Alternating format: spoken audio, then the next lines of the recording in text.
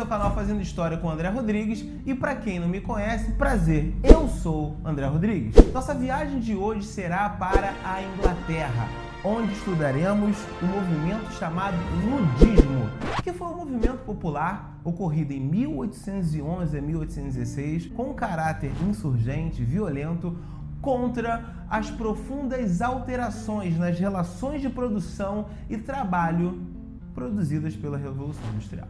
Segundo Engels, era o início efetivo da rebelião da classe operária. O ludismo ele foi caracterizado por invasões às fábricas e destruição desses meios de produção, principalmente em Nottingham, Manchester, Liverpool e Londres. O ludismo foi obra principalmente de sapateiros, tecelões, pedreiros e pequenos comerciantes. Os trabalhadores invadiam fábricas e destruíam as máquinas por considerá-las como as responsáveis pelo elevado desemprego, pois uma máquina é capaz de produzir com mais velocidade e eficiência do que meia dúzia de operários possuía a capacidade de produzir. Eles também estavam insatisfeitos com as péssimas condições de trabalho nas fábricas e com a introdução da economia de livre mercado.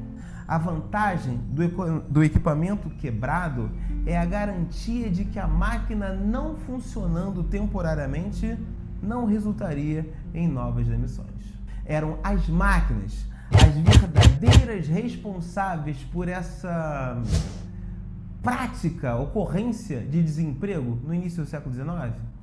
Não. O enorme desemprego se justificava também pelo difícil período na qual a Grã-Bretanha estava passando. A França, então governada por Napoleão, tinha imposto um bloqueio continental que proibiu a Europa de comercializar com a Inglaterra. Os operários luditas transitavam pelas ruas inglesas portando martelos, pistolas e outros objetos que serviam para destruir os meios de produção, espancar e também perseguir os patrões. Enquanto a destruição acontecia, operários e desempregados olhavam aquilo e aprovavam as ações com gritos e apoios. Os luditas não estavam apenas contra as máquinas. A revolta dirigia-se contra os patrões que pagavam salários baixos e exploravam os trabalhadores. Cartas eram enviadas aos patrões dizendo: "Aí, burguês safado, se as máquinas não forem retiradas até o fim da semana que vem, vamos quebrar tudo! E se o senhor ficar cheio de marra e tentar fazer alguma coisa com os operários", eles diziam: "vamos passar o cerol em tudo e vamos quebrar tudo". Os luditas, eles destruíam produtos acabados, as matérias-primas e até mesmo propriedades privadas dos empregadores, dependendo do tipo de dano que eram mais sensíveis a eles, né? Eu poderia dizer o seguinte: eles eram os black blocs do século XIX. Como na indústria de roupas, tanto matéria-prima como o artigo acabado são extremamente caros, a destruição de lã ou da roupa poderia ser mais danosa que a de máquinas. O incêndio de celeiros e casas de empregadores afetava seriamente os lucros e perdas dos patrões. Segundo Roudé, o ludismo não tinha como objetivo a reforma ou a revolução do sistema capitalista. Seus objetivos eram aumento dos salários, melhoria das condições de trabalho e o fim do uso de máquinas causadoras de desemprego em época de recessão econômica. Eles defendiam um modo de vida comunitário contra o desenvolvimento tecnológico e econômico que estava prejudicando profundamente suas vidas. Para Thompson, o ludismo foi um movimento sem uma liderança nacional, tendo como objetivo o fim do liberalismo econômico. A origem do termo ludismo ela é um pouco controversa, tá bom, galera? Porque olha só, segundo Downes e um outro historiador chamado Postman, o nome do movimento é uma homenagem ao operário inglês chamado Ned Ludd, que em 1779 destruiu uma máquina a marteladas como forma de protesto em Nottingham ao ser ameaçado de punições por chicotadas. Tu entendeu o que eu disse? Imagina, você sendo trabalhador, tá lá tranquilão, o teu patrão achou que você não trabalhou bem, ele olha pra você e diz: Está fazendo corpo mole, pô! Chicotada! Cara, não faz sentido isso, né? Ned Ludd viu que o patrão ficou maluco e perdeu a linha com ele também. Bateu nele, quebrou a máquina, foi terrível. Só que em pouco tempo, o seu gesto de quebrar as máquinas foi imitado em várias e várias cidades da Inglaterra. A partir do exemplo de Ludd, o movimento se desenvolveu. Entretanto, né, segundo Waldo Seck, a historiografia não tem provas de que ele tenha existido. Steve Jones afirma categoricamente que ele é uma figura inventada, uma espécie de líder mitológico para o movimento ludista. As novas interpretações o entendem como um personagem fictício, criado a fim de difundir o movimento entre os trabalhadores. Porque os luditas enviavam cartas para os proprietários das fábricas assinadas com o nome Ned Ludd, e que foi um personagem inventado. E aí eles ameaçavam os patrões, falavam assim: olha só, Ned Ludd, Ned Ludd, vou invadir as suas fábricas, vou quebrar as máquinas se você não der melhoria aos trabalhadores. É isso. A historiografia tradicional, ela afirmou que esse movimento ele foi ineficaz, irracional, utópico, desorganizado, desesperado, onde não havia um grau de consciência de classe dos trabalhadores. Para os marxistas ortodoxos, né, os trabalhadores não atacavam seu problema real a partir do momento que eles quebravam as máquinas. O operário, para eles não deveriam lutar contra as máquinas, mas sim contra a burguesia, porque era ela quem os explorava. A historiografia tradicional os interpretaram como uma rebelião espontânea de primitivos furiosos que tentavam deter pela força o avanço da industrialização, por não terem uma consciência de classe. Só que não é muito bem assim, tá? A historiografia mais recente os vê como revolucionários conscientes, capazes de identificar e agir efetivamente contra as mudanças nas relações de trabalho e contra o controle do capital sobre os meios de produção. Para Hobsbawm, o ludismo não foi racional, como aponta a historiografia.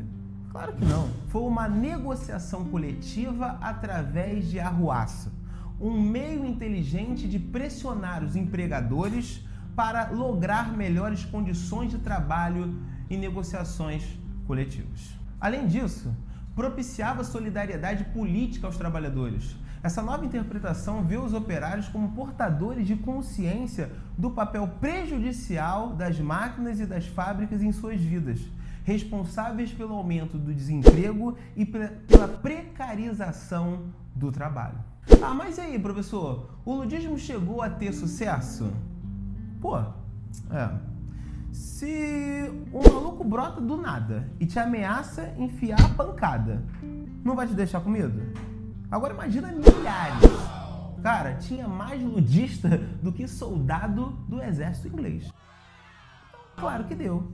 Muitas vezes a ação dos luditas obrigou os empregadores a adiar o projeto de mecanização ou até mesmo desistir de implementá-los. Hobsbawm afirmou que o patrão, ao se deparar com os riscos de um ataque ludista, temia, pausava uma demissão, deixava de abusar sexualmente de meninas de menos de 13 anos, não intensificava a exploração e não reduzia os salários. Sabe por quê? Por temer que sua propriedade, até mesmo seu corpo físico, pudesse ser danificado ou destruído. Os empregadores estavam conscientes de que, se exigissem algo intolerável de seus empregados, abririam margens para ataques que, no mínimo, acarretariam a perda de seus lucros de maneira temporária. Mas eu me amarro em tecnologia, não gosto de ver pessoas que destruam o progresso. Gente, olha só, nem eu. Eu não vivo sem meu iPhone, iPad, mas uma coisa não tem nada a ver com a outra, segundo Hobsbawm. Para esse autor, a questão da destruição das máquinas não era uma aversão ao progresso, mas uma técnica do sindicalismo para a obtenção de melhores condições de trabalho. Era uma técnica, uma estratégia, tá ok? Uma estratégia muito, mas muito bem inteligente. Para que a família dos proletariados ingleses não morressem de fome, eles estavam dispostos a destruir a máquina e assim pressionar o burguês. Segundo Thompson, os ludistas eram altamente seletivos, tá? Eles destruíam a fábrica do patrão, que era mais odiado por ser mais explorador, sendo destruídas máquinas que baixavam o salário dos trabalhadores ou que confeccionassem um produto de má qualidade, enquanto que as demais, muitas vezes, permaneciam intactas. Para Thompson, tomar o ludismo como uma oposição cega às máquinas é algo extremamente errado, visto que ele foi fruto de uma revolta radical, quando outras formas de ação se mostraram ineficientes, como, por exemplo, a negociação e a reivindicação dos direitos. Thompson afirma que o ludismo foi um movimento popular que demonstrou um alto grau de disciplina e autocontrole, surpreendendo as classes dominantes, mostrando que o povo da Inglaterra possuía maturidade política. Professor, como avaliar a eficiência do ludismo? Olha só, para Hobsbawm, o sucesso dos ludistas deve ser medido pela sua capacidade de manter as condições de trabalho estáveis. Os trabalhadores usaram os ataques contra as máquinas, velhas ou novas, como meio de forçar seus empregadores a fazer-lhes concessões salariais. Logo, se o salário permaneceu estável contra a vontade dos empregadores de reduzir o nível de fome, é um indicativo de sucesso da luta dos trabalhadores em plena primeira revolução industrial contra esse capitalismo selvagem. A destruição das máquinas é uma prova da consciência de solidariedade das massas, algo que viria mais tarde ser crucial para a posterior organização do movimento sindical, que pressionaria a burguesia a não mais explorar de maneira tão selvagem, os seres humanos. Segundo Thompson, essa elevada organização do ludismo levou a burguesia a uma constante reflexão sobre os rumos do desenvolvimento industrial. Afinal de contas, os burgueses tinham que pensar se os estragos poderiam ser causados pelos trabalhadores descontentes. E isso amedrontava um pouco esse burguês. Mas, Andrezinho, existem outras formas de luta. Sim, concordo. Acho realmente melhor outras formas do que a violência. No entanto, segundo Hobsbawm, os trabalhadores, nesse momento, no início do século XIX, só podiam lutar por meio da gritaria, por meio da incitação e vaias, intimidação e violência. E não existia, no início do século XIX, uma organização operária com significativa capacidade de pressão que pudesse resultar numa grande greve nacional, como veremos em outros movimentos históricos. Mas, professor, o que a burguesia fez após os trabalhadores se organizarem e fazerem o ludismo? A burguesia, que controlava o poder político na Inglaterra desde a Revolução Gloriosa de 1689, conseguiu que o parlamento aprovasse, em 1812, uma lei que previa a pena de morte em caso de destruição de máquinas. Centenas de pessoas foram presas e torturadas. Em 1813, houveram 13 condenações à morte e 2 deportações para colônias da Inglaterra. Para fechar o tema do ludismo, eu queria que vocês anotassem algo muito importante. A literatura acadêmica já comprovou que o ludismo não foi um fenômeno exclusivamente inglês, tendo-se registrado movimentos semelhantes em vários outros países da Europa, dentre eles França, Bélgica e também na Suíça. Galerinha, quer aprender mais sobre o assunto? Leiam o livro de Edward Thompson, A Formação da Classe Operária, volume 3, A Força dos Trabalhadores. E aí, aproveitou essa viagem? Ó, se você gostou do vídeo, já deixa o seu like aqui embaixo, se inscreve no canal, ativa o sininho para ficar por dentro de tudo que rola por aqui, compartilha esse vídeo com seus amigos e se você tiver alguma sugestão para as próximas aulas, deixa aqui nos comentários. Então é só isso, galera. Espero que vocês tenham gostado e até o próximo vídeo. Um beijão, tá bom?